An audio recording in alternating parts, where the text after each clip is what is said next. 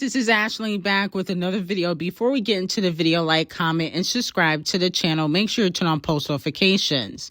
So let's start off with Cardi B, because it looks like she and her label is getting, unfortunately, exposed. So there's been a few articles made that Titanic Records has been buying bots and views for their artists Roddy Ricch and Lil Doodoo, aka Lil Uzi, to increase their views on their music videos.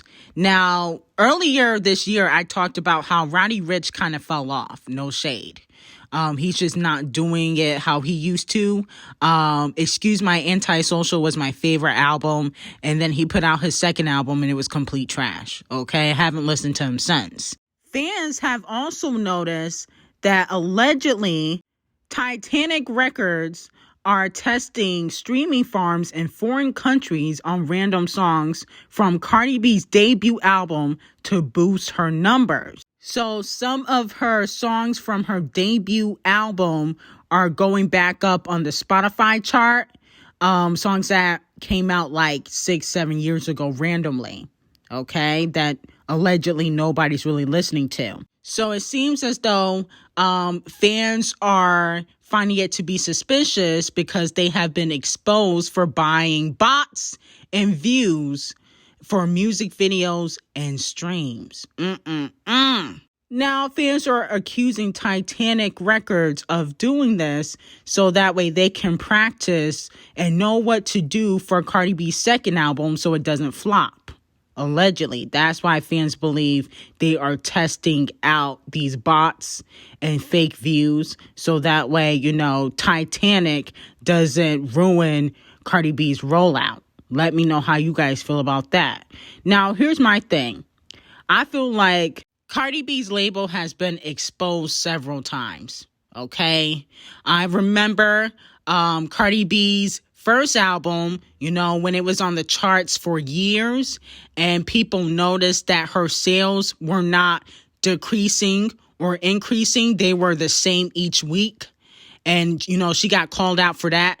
Nothing happened. You know, every few years, Titanic Records gets exposed for buying views and, you know, faking sales for their artists that are really flopping, but nothing ever happens.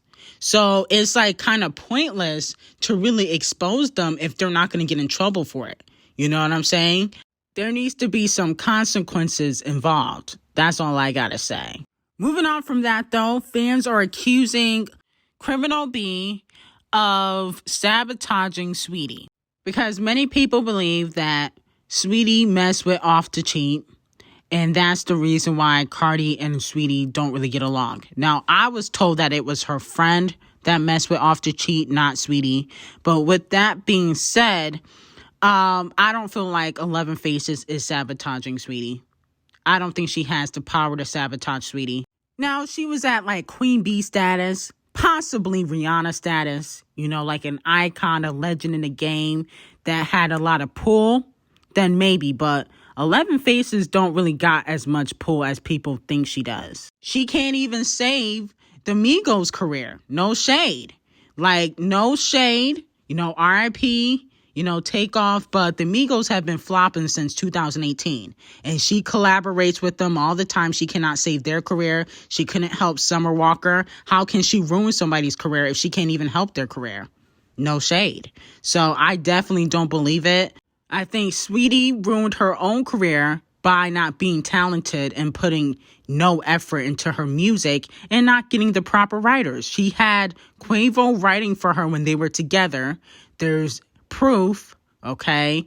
He has writing credits on some of her songs, especially on the ICEP. But now it looks like she's writing for herself and the bars are just trash. Moving on to Doja Cat and Rihanna.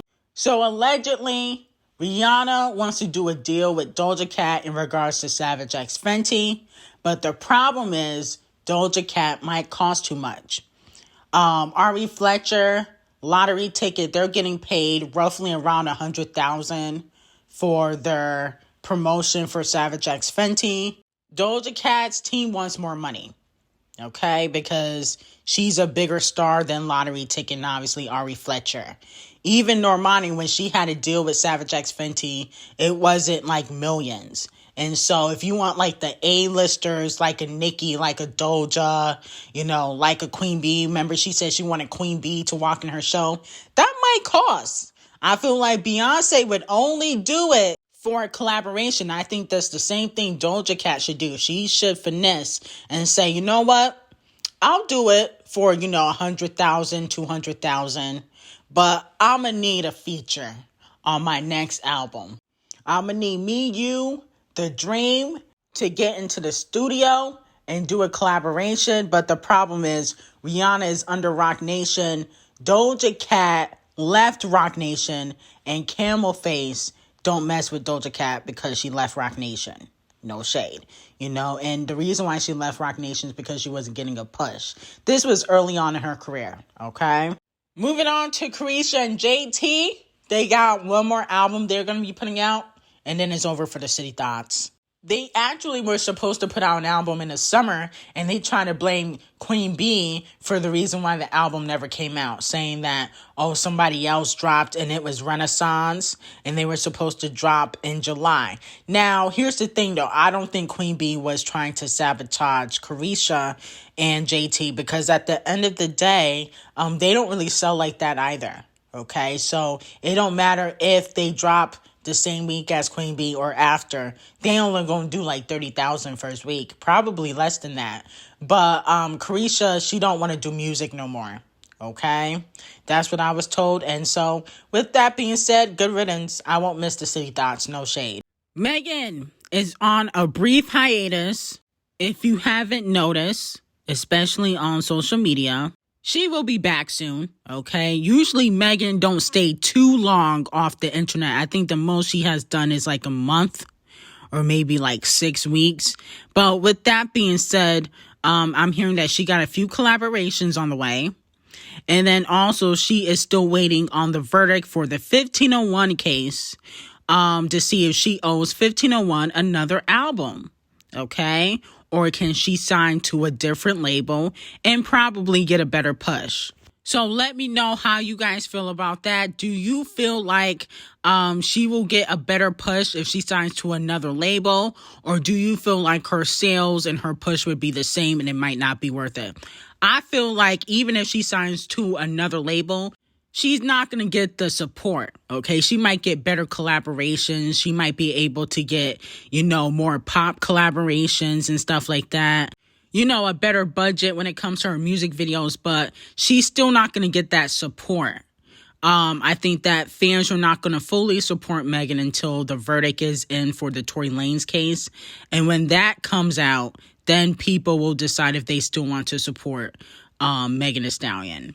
Moving on from that, though, allegedly, I'm hearing that Latto wants to collaborate with two R&B females, SZA and Ari Lennox. Would you guys be here for a Latto X SZA or Latto X Ari Lennox collaboration? Now, me personally, I would prefer SZA and like another Rihanna collaboration, or, SZA and Nicki. She wrote the hook for Feeling Myself, which was originally given to Queen B, and Queen B gave that song to Nicki Minaj. And I do think that SZA is talented. So let me know if you guys would be here for this type of collaboration.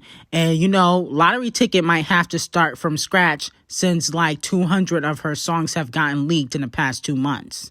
Some people believe that she leaked it.